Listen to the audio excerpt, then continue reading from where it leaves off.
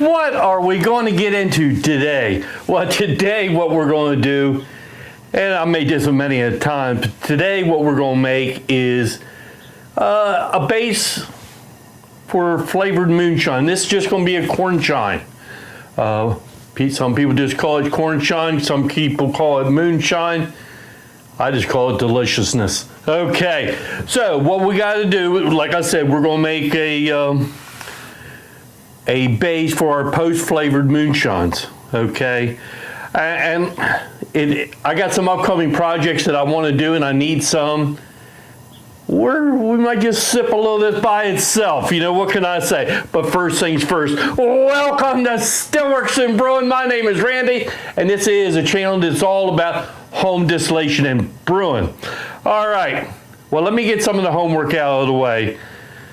Hey, there's 5 things that you can really do to help me out, and I would really appreciate it. Of course, number 1 is hit that subscribe button there. It's so easy to do, and it don't cost you a dime. A lot of you did, and some of you haven't hit that button yet, but please do.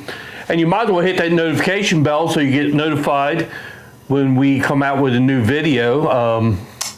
Most of the time, we come out on Monday evenings at 7 Eastern Standard Time, but then I like to throw some videos out there, some mixed up times, so I think people appreciate it. So you can share with your friends, and please give us that thumbs up and leave a comment. I'll get back to you as soon as I can. Hey, you can do one of them, all of them, it's all appreciated. Step 1, preparing your ingredients. Well, first things first, like I said, I have all my ingredients weighed out here. And what we're going to do is I got to grind the corn and mill my barley, okay? So what do I got? I had it written down here. What do I got here? I got 18 pounds of yellow dent corn. I got 4 pounds of barley. And if needed, I don't think I will, but if needed, I do have some sugar if I need to boost my numbers up. I like to aim for 1.090. That just gives me a good amount of alcohol for the batch, and that's just what I'm shooting for. If I'm a little bit under that, I'm okay, but that's what I'm going to shoot for. I do have some high temperature enzymes and the glucose enzymes. And of course, daddy yeast. I'm a daddy yeast person. I like daddy yeast. It's done me well over the years. All right, so step 1. Well, I ain't gonna call this step 1, but let's get the grains prepared and get ready. I got some water heating over here, so while I'm doing that, while that's getting hot, I can get all my grains milled up. All right, and then we can get ready to get this going, okay? All right, so let me get that done, and then I'll be back.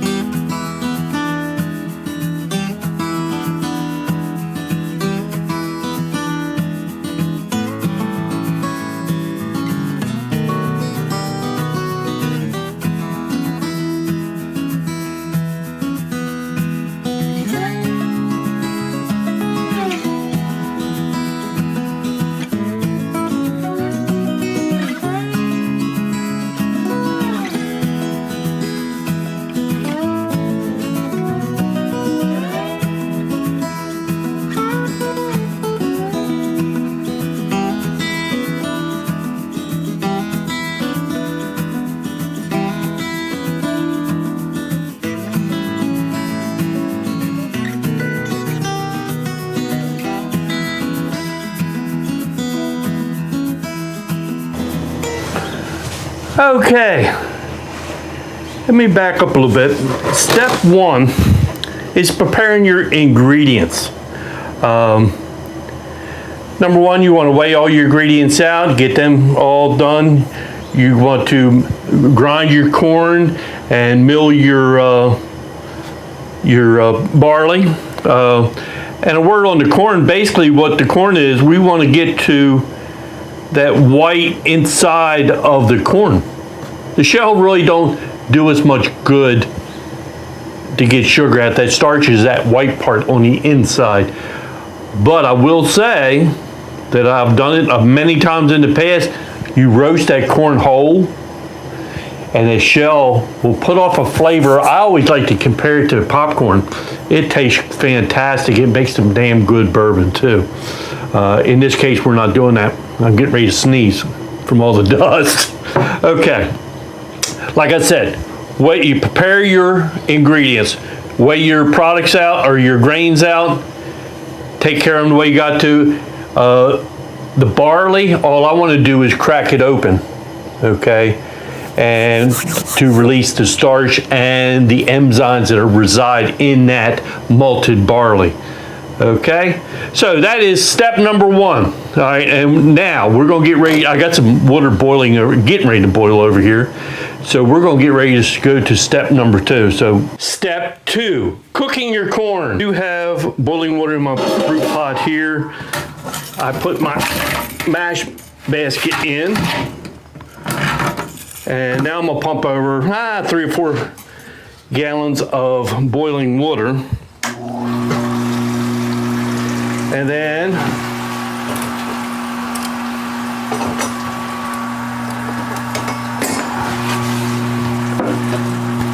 I will start adding the corn, okay? And then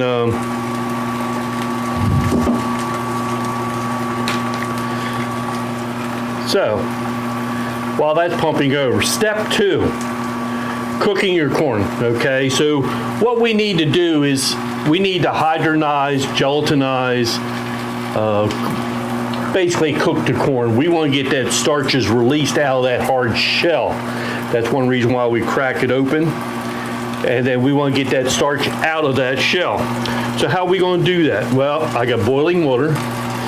And what I'll do is mix the corn in. You got to do it slow so you don't get no clumps or dry spots inside the corn. And we will do that. This water should be about 190 degrees because it will cool down some, and that's fine. So we'll let that cook for an hour and a half to get that process done. Okay, so while the water's pumping in, I can start adding some of the corn in. I'd bring your camera over here, but it just gets steamed up. So basically all we want to do is put it in slow.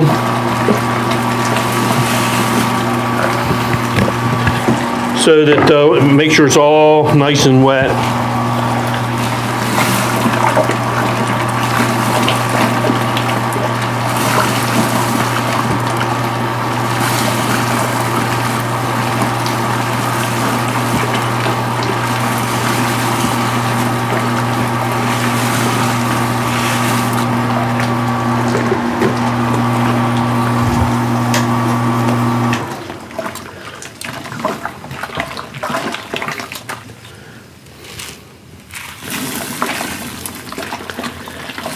I do like corn shine. That is one of my most favorite flavors out there.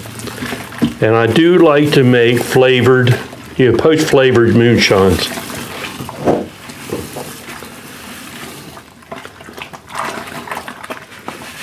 It is delicious.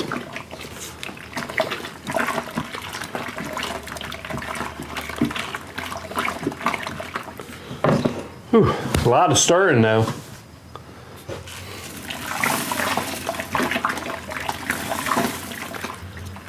So I got all my corn stirred in, and you can see it's starting to thicken up pretty nice.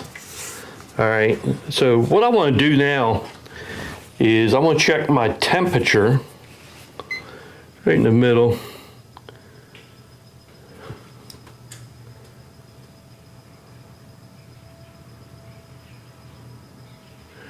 Well, it's 162. Okay, so what I can do, 165. All right, what I'll do is I'll turn the heat belt on my pot, let it start warming up, but I can go ahead and add in my high temperature enzymes, which will help thin all that out. That's a lot of corn. Okay, so I need 2 teaspoons for 5 gallons. So let's say 4 teaspoons. And I'll just guess at it. And that will help it really thin out. 1, 2, 3, 4 teaspoons. And I'll just give that a little bit of a stir.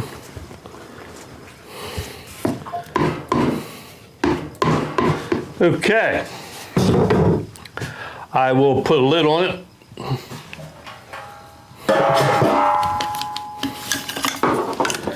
I will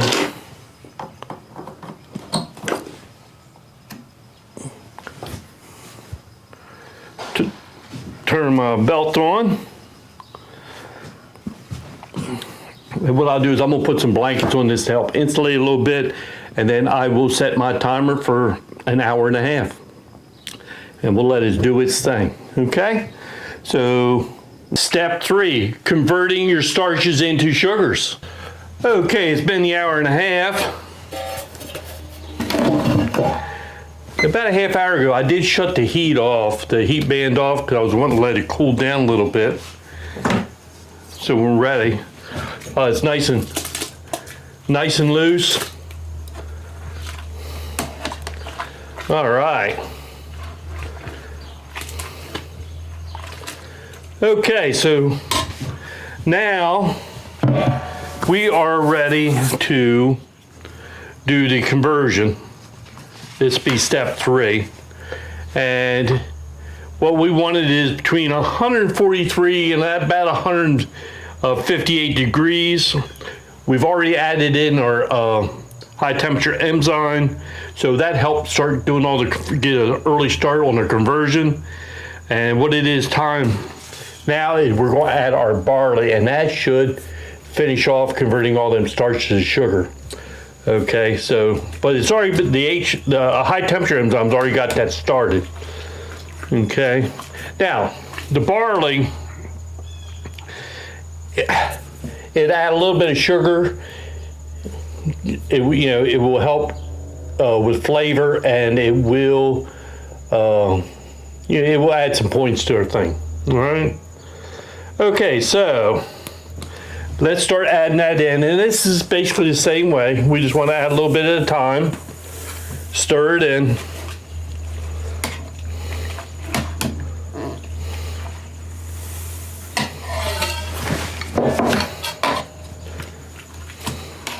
If I had to, I can add a little more water to it.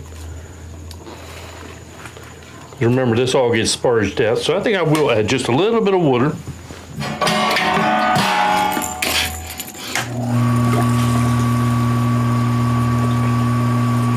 That's one thing about the basket and all that. The liquid goes to the outside.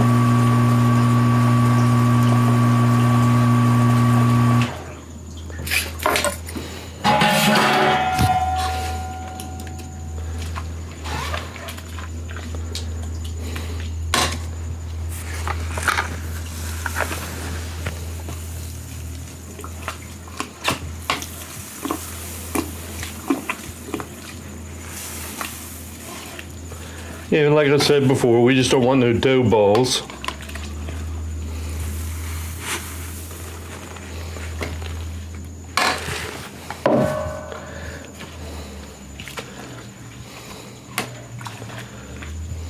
And what we're really after is the enzymes in that barley to help convert them starches.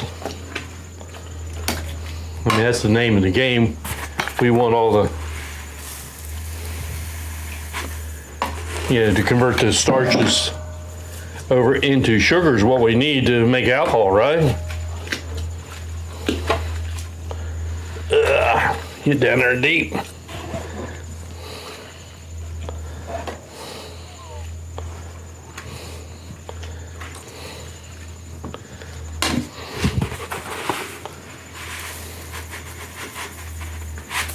Almost.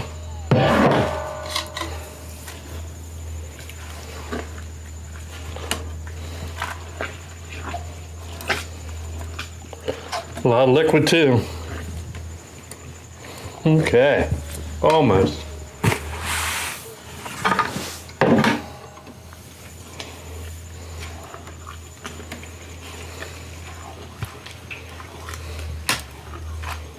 Whoop. Trying to make a mess. Get that very deep.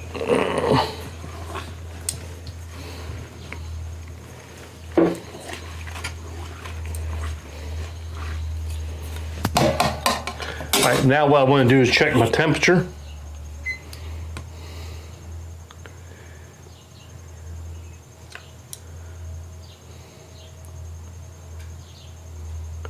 .144, that's within range, but what I will do is I will turn my heat belt on for a little while.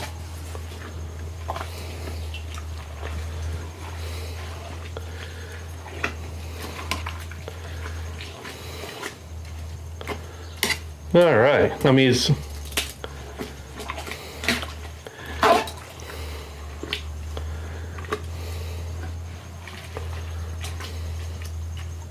okay.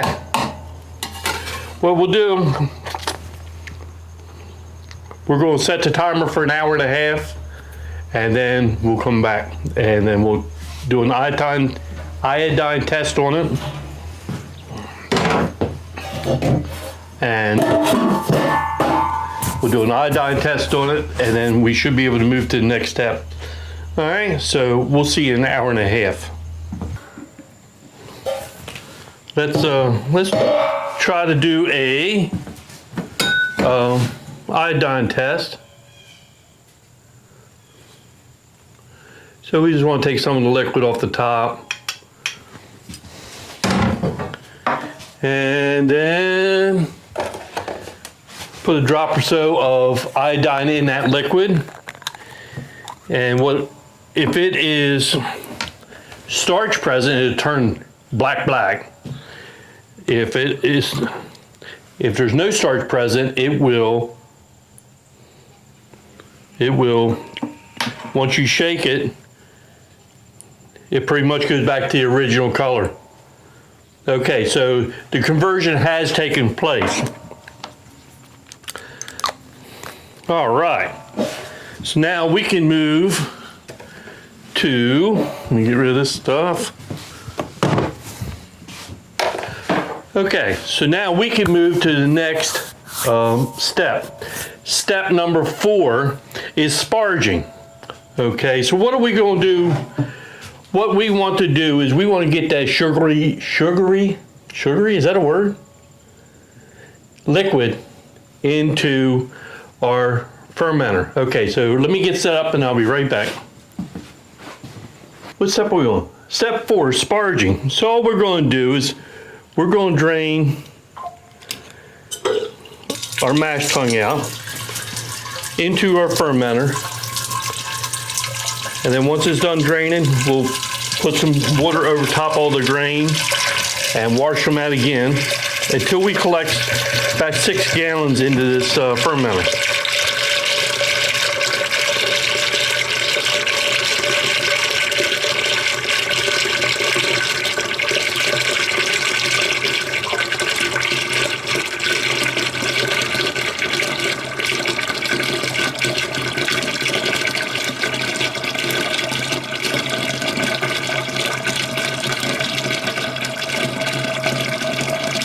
All right.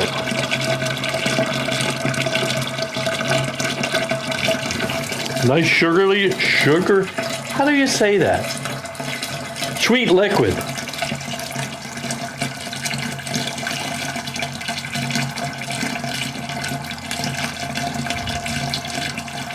We'll let this drain out, and then we'll add some nice cool water because that'll help it cool down, so for adding the yeast.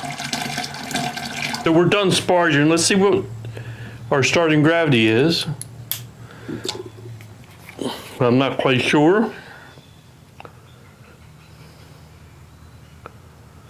1.050. It's a little bit low. So what I'm gonna do is I'm gonna add a little bit of sugar to it. And then, well,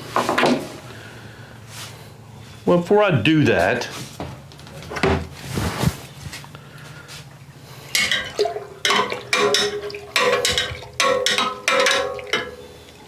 I just wanted to give it a stir. Let me check that again.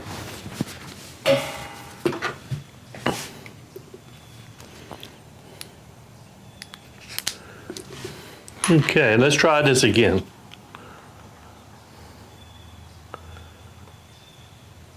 .050. Okay. So what I'm gonna do is, it's still warm, so I'm gonna mix a bag of sugar and see what it comes out to. I did add some sugar. Let's see what we got now.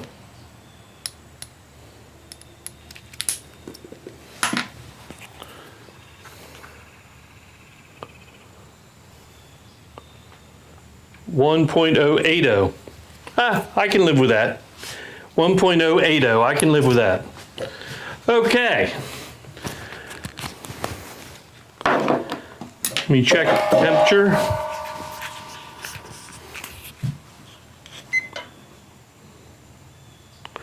Okay, it's 122 degrees. It's still a little bit warm for the yeast. So, let me get this put in my fermentation room. I'll be right back. And step 5. Add yeast and ferment for 7 to 10 days. Okay.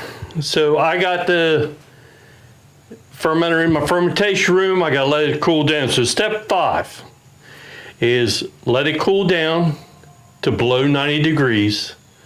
It's got about 20 degrees to go. So that'd be later on tonight. Then I will add some enzyme to that, and I will add about 2 or 3 tablespoons of daddy's yeast. Now with my fermenters, I'm gonna put a blow-off tube on it because it might get a little feisty. So I'll use a blow-off tube for a few days, just so I don't make a mess. All right, and it will ferment 7 to 10 days. Then we'll be ready to run it through the still. Okay. So with that being said, I guess the last thing I got to say is, hey, thanks for stopping by, and we'll see you next time here on Stillworks and Brewing.